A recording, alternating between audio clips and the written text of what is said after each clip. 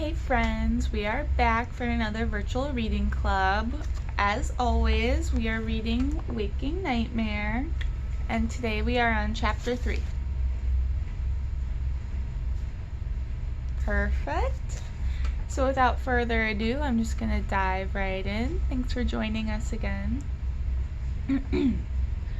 Chapter 3. Dad's shoes tap loudly on the hallway floor as he paces. He always paces when he's trying to tie a bow tie. Over, then under and through, or over, through. Lou, is it under, then over, or over, under, through? Mom calls from the bathroom. He sounds nervous. Actually, Mom sounds nervous too. I can hear the clatter of her makeup brushes as she drops one and picks up another. The university has already had one fundraising gala this year, and neither Mom nor Dad was this tense about that one, but the stakes are higher this time. Apparently, some bigwig from Earth Pro is going to be there, and everyone's trying to impress her. Like if she likes the big party they're throwing, she'll just hand them a bucket of money to build their new chemistry lab. 7:15, Dad warns. Well, I could go barefoot, but my colleagues might have some questions. Those shoes look fine. They make me look short. You are short. You're short. I peer through the crack in the bedroom door, and finally there's the snickering I've been waiting for. Mom covers her mouth, but it's too late because Dad already saw her laughing, and now neither of them can be mad anymore. Mom throws her hands up in defeat and heads downstairs to the car. Dad's about to follow her, but sees me watching from my room. We're abandoning you, but only for a few hours. Unless your mom starts in with her jokes, in which case, it could be longer. He looks at me more seriously now, and I hate it when he does that because I know he's worried. More now than when he was before we moved to Raven Brooks over the summer. More than he was every other time we moved. He thinks he knows how much this Aaron and Mya thing's been bothering me. He doesn't know the half of it. We don't have to go, he says, and I think part of him is looking for an excuse to stay home. I'm fine. Narf, your mom's worried. She isn't going to tell you that because she wants to be the cool parent, but she's worried, he says, but then he gives himself away. I know you've been watching. Across the street. I haven't. Dad puts his hands up in defense. It's okay, he says, then checks himself. Well, it's not okay. It's invasive and a little creepy, but I think I understand why. Nobody blames you for missing your friend. Heat runs under my collar and up my neck as I try to understand how Dad's figured me out. There's no way he found my binder. It's not like Dad to go through my things. Besides, who looks for a false bottom in a 12-year-old desk drawer?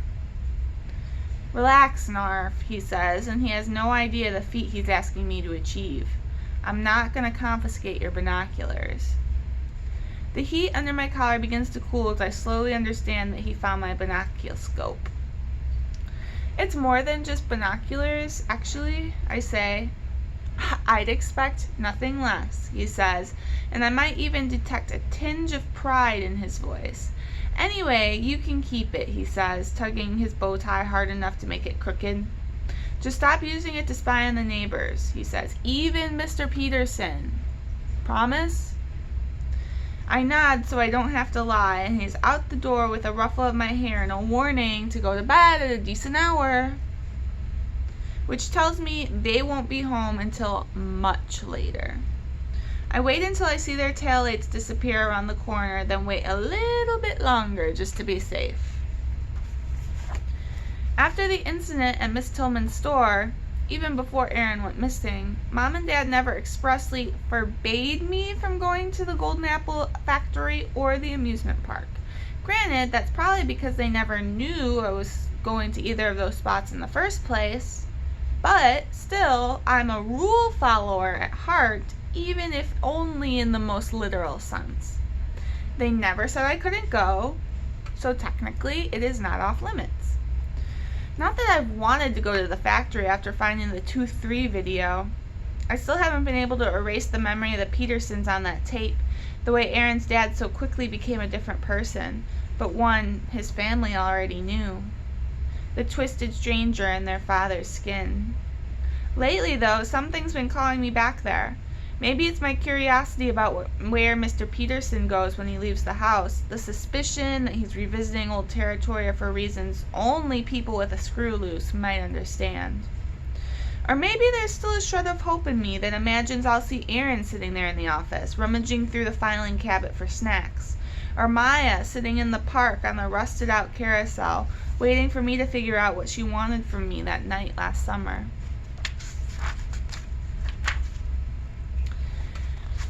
As I emerge from the overgrown brush that's begun to encroach on the wooded path leading to the train tracks, I see something I shouldn't see encircling the Golden Apple factory. A chain-link fence. I come around the corner like I've never seen a fence before in my life. "Where did you come from?" I ask it, and I swear to the aliens I half expected to answer me because it wouldn't be that much weirder than this place, Aaron's place, being totally inaccessible now. I run my eyes to the top of the fence and see coils of jagged razor wire strung along the ridge, a yellow sign with red lettering posted at eye level every couple yards that warned me to keep out, a little picture of a stick figure trying to climb the fence with a big black X through the graphic, just in case the warning wasn't clear enough. The writing below the picture is small, but no less authoritative. "Keep out. Property of Ravenbrook's Municipal Bank and Trust. Trespassers will be prosecuted."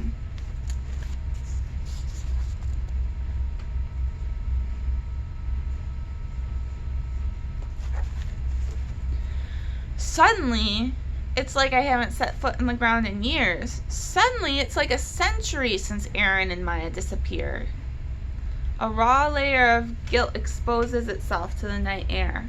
I stare at the picture of the little X'd out man and know all over again that I've let Aaron down.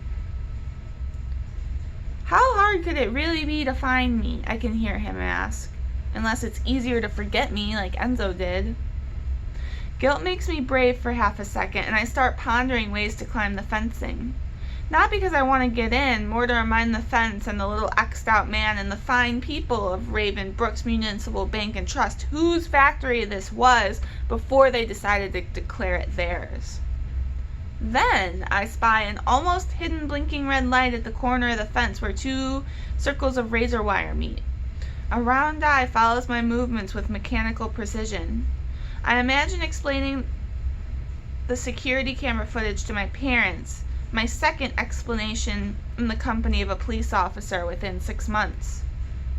Then I admit defeat, but not before punishing myself just a little bit more by imagining Earth Pro looting the factory with all its picked locks and conveyor belt and filing cabinets full of snacks, its workers laughing over the things that were important to the stupid kids who squatted here before the grown-ups finally got involved.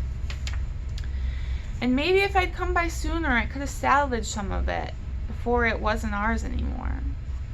I let all the guilt and shame and anger wash over me, blinding me to the overgrowth and the train tracks I stumble through as I make my way along the fence line.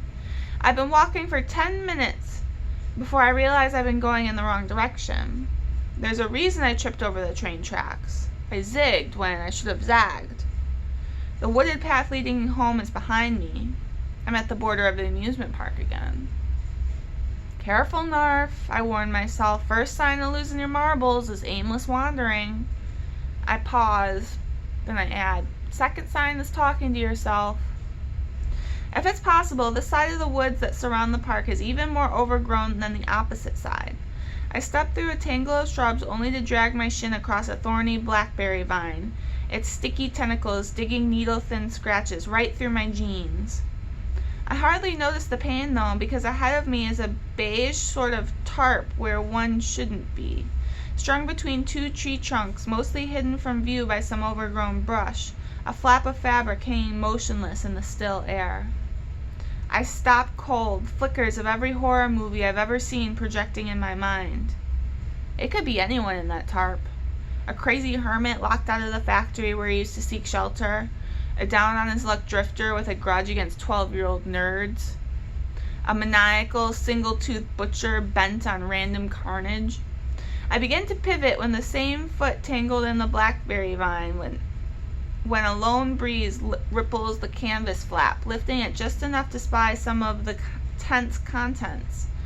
There's no cloaked menace or otherworldly monster looking beyond the covering. Just papers. I free my foot from its trap and edge towards the tarp, lifting the canvas and ducking under the opening that up close is clearly meant to be a door of some kind. I don't know why I didn't bring a flashlight.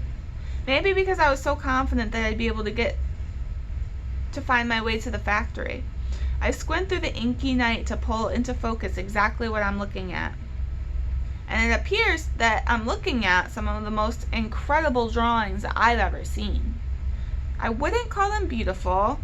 They're dark and unsettling, with more shadow than light, pen and charcoal smudges that blur the corners of the pages. There must be close to 100 drawn on torn sheets of butcher block paper, each a different carnival ride, strangely oversized and twisty, with curves too sharp to exist in real life, and climbs that exceed the cloud line.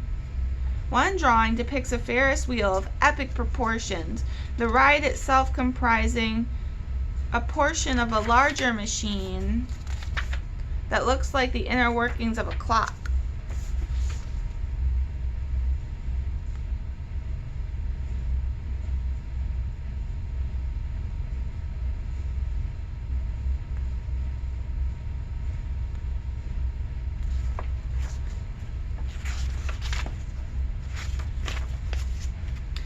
Another imagines a carousel filled with live animals, leashed to their poles, lunging and rearing up and swiping. Another shows a roller coaster with the track spiraling straight up, its coils forming something akin to a DNA strand. Almost as an afterthought, there are tiny people drawn into the landscape, so diminutive against the hulking rides that they may as well not exist at all. Once I see those little people, though, I can't look away. It's only when I'm inches away from the butcher block paper that I see their finely drawn expressions. Every person's face is drawn in terror, with lines creasing their eyes and foreheads and mouths. Their hands are traced into fists at their sides. Their legs are bent and buckling. What could be a fairy tale scene of fantasy rides that are larger than life is instead a full landscape of fear. I walk around the tarp, taking in the scene the artist has created, and my toe kicks a little box of pencils and a sharpener. Beside the box are a reusable water bottle, a small portable radio, a half-eaten pack of crackers, and a box of more butcher block paper. It's a makeshift artist studio. Whose, though? I breathe, unable to tear my eyes from the dizzying scene protected in this fort. These drawings remind me of some that I've seen before, but the detail in the faces. Quietly at first, then a little louder, I start to hear a soft tapping against the canopy above me, and when I look up, I see darkened spots on the canvas telling me it started to rain. I'm reluctant to leave, but the rainstorms here don't seem to blow over quickly. They might come on fast, but they stay for a while. Right on cue, a flash of lightning suddenly lights the fort, bringing the landscape to life for a second before a rumble of thunder shakes the air. I take a deep breath and prepare to trek home when another flicker of lightning casts a shadow against the back of the tarp that I didn't see the last time. The unmistakable figure of a person.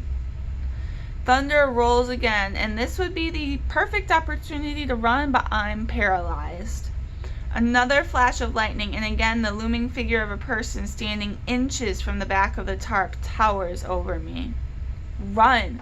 What is wrong with you? Run! A third flash of lightning follows the last ripple of thunder, and this time I realize that the figure against the tarp hasn't moved. If this is really someone's shelter, why are they just waiting for me to leave? I finally remember how to make my feet move and emerge carefully from under the tarp, using the flashes of lightning to light my way back to the fort. Fortunately, the storm is loud enough to drown the voice that's screaming at me that this is a horrible idea. Just as I round the corner to the back of the shelter, a crack of thunder rips through the sky, and instead of jumping backwards, I accidentally leap straight forward, straight into the cold, looming form. The storm swallows my scream, but through the flashes of lightning, I begin to piece together the picture. A long body with jointed arms. No legs, but a pole that joins 4 small wheels. A head with no face. A horrifying robotic mannequin looming over me. And there's one more thing, a detail I missed at first glance, but one that finally convinces me to run. The hands at the end of those jointed arms are bound behind the mannequin, behind a thick ring of electrical tape. As I scramble out of the fort, blackberry vines snag and pull at my pant leg, but I drag myself free, swatting away reaching branches. I trip twice over bulging tree roots, but hardly feel the impact of the ground. The faster I run, the harder the rain pounds against my face. My lungs burn and my legs shake, but I keep running, gaining speed and losing courage. I've made my way through the woods and back to the asphalt streets of suburbia, but I barely notice. It's not until I skid past the street marking Friendly Court that I allow my pace to slow. By the time I reach my own porch, I can hear the high wheeze of my breath over the dying storm. Inside my house, silence sits heavy on top of the air. Mom? Dad? The house is still dark, though. They aren't home yet. I check the clock and see that it's not even 10 o'clock. I was gone for a little over 2 hours. I shower to try and calm myself down, allowing the steam to ease my breathing and the soap to clean out the scrapes on my shins. I try so hard not to ask myself whose studio that was, why everyone was so scared, what the mannequin was. I want to believe it was nothing. But as I pull the sheets over my head and try to focus on the ticking of the clock and the promise of Mom and Dad coming home soon, I can't scratch away the lines on the faces of those tiny people in the drawings, the looming figure of the bound mannequin, and the strange familiarity of the entire scene. 'Cause I swear I'd seen those horrible twisty rides. I'd swear I'd seen the jointed plastic of those mannequins. And though I can't pinpoint how, I know that whatever is found behind the Golden Apple Factory, it has something to do with Aaron and Mya.